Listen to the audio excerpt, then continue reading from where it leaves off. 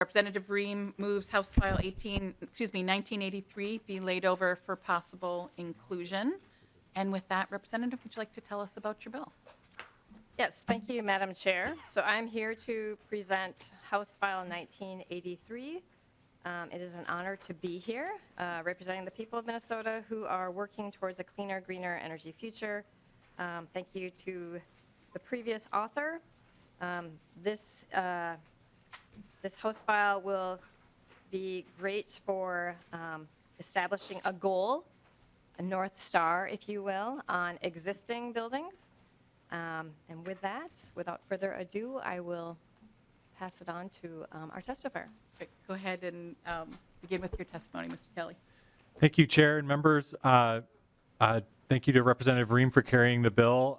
This is a Department of Commerce policy bill. This was carried last session by Representative Long. The bill amends Minnesota Statutes 216C.05 Subdivision 2 by creating a new statewide policy goal aimed at reducing energy use and associated greenhouse gas emissions in existing buildings by 50% by 2035 from 2005 levels. This unifying policy objective would be achieved through using existing energy efficiency and conservation programs, but also, as the representative said, creates a North Star for the establishment of additional programs to reduce emissions in the built environment. According to the latest greenhouse gas biennial report published by the Minnesota Pollution Control Agency and the Department of Commerce, emissions from commercial buildings are decreasing. However, more progress needs to be made to meet existing greenhouse gas goals. Residential building emissions, on the other hand, have increased 14%. Reversing this trend will require low carbon and energy efficient building technology, investing in building electrification, and retrofitting existing buildings. Both residential and commercial buildings use 40% of the total energy consumed in Minnesota. An important goal for Minnesota's climate action framework is to make these buildings more efficient and lower their carbon emissions. The climate action framework is organized around 6 goals, one of which is clean energy and efficient buildings to expand the use of carbon-free energy and create healthy, comfortable buildings that are cheaper to operate and pollute less. Minnesotans will benefit from this proposal through reduced pollution and greenhouse gas emissions that cause climate change, as well as through lower utility costs that ease residential and commercial energy burdens. Additionally, communities impacted by local emissions from fossil generation could be positively impacted through fewer localized emissions in their area. The department is continuing to have conversations with interested stakeholders, including utilities, and is open to making further changes and clarifying and clarifications to the bill this session as we work towards getting peace in the valley. And with that, I also will note our Deputy Commissioner for Energy Resources and our Director of Regulatory Analysis are both here if there are more in-depth questions as well. Thank you. Great. Representative Swazinski has a question. Thank you, Madam Chair. And just to Representative Ream, just kind of looking at this bill, so this applies to state-owned projects? Mr. Kelly or Representative? Yes, that's my understanding, existing buildings, but I could ask Mr. John Kelly for clarification. Mr. Kelly. Thank you, Madam Chair and Representative. Yes. Representative Swazinski. Thank you, Madam Chair. And just I got a series of questions here to kind of just get the flow of this bill. Trying to understand, do either of you have an idea of how much deferred maintenances there are currently on state-owned buildings? So let's say if you're a college campus and you need to fix a window or redo the roof, like how much deferred maintenance is out there for state buildings currently right now? I have personally a rough idea, but I was just seeing if you have a rough idea. Mr. Kelly. I think that, Madam Chair, Representative, I don't want to offer a guess. I think that's a question better suited for the Department of Administration. Sure.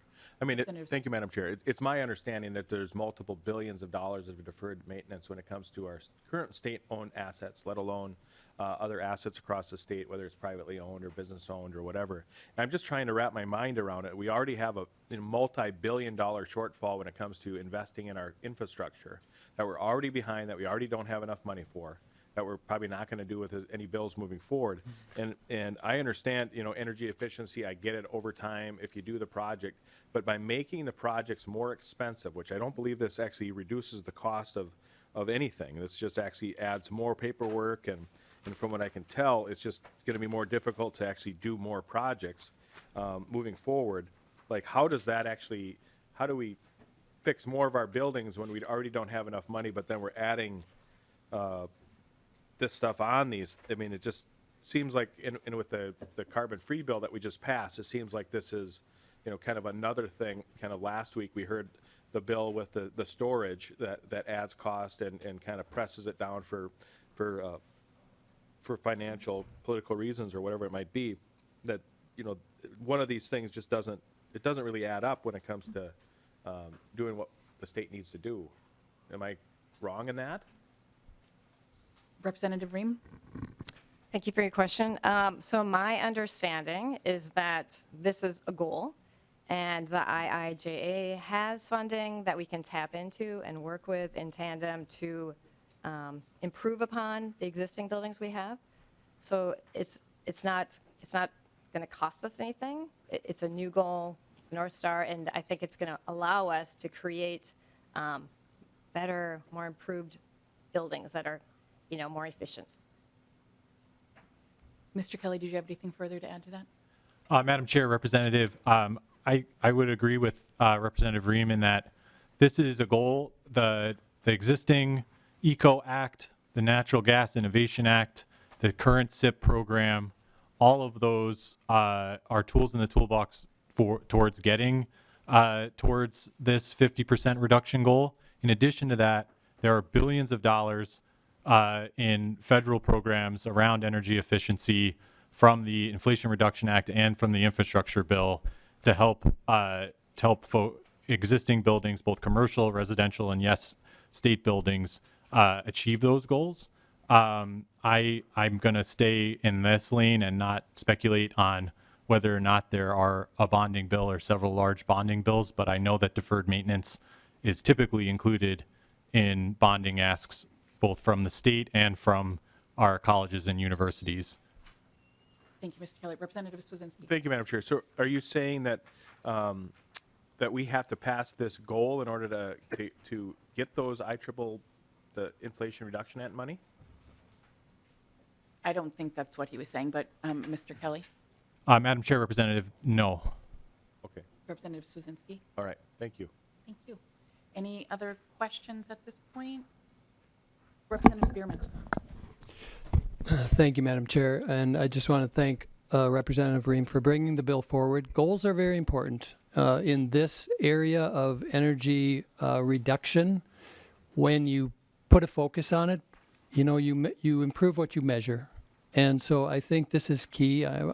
We measure success and we set goals all the time in all sorts of areas. And this is an area of energy that we are falling behind on buildings, and it's a good place to refocus. There's a lot of things with the environment, with energy savings. You're going to see a bill, hopefully very soon, the weatherization bill that I'm going to be bringing to committee maybe next week. And it's another piece of that. So I think this is the low-hanging fruit, and just want to thank you for bringing the bill forward and establishing the goal. Thank you, Representative Bierman. Any other questions or comments? Maybe we'll go to the bill author for any closing comments. Thank you, Madam Chair. Like I said before, House File 1983 is really nothing new. It's a goal for us to have. Minnesota has been lagging behind, shall we say, in our leadership in climate energy, and this is going to help us refocus on being the North Star that we truly are. It will not cost additional money. Hence, we don't need any note on this. And I'm happy to work with any stakeholders to refine the language if we need to. And this will allow us, having a goal will allow us to tap into the money that the IIJA has. And so, thank you very much for allowing me to speak. Thank you, Representative Ream. With that, the bill is laid over, so thank you.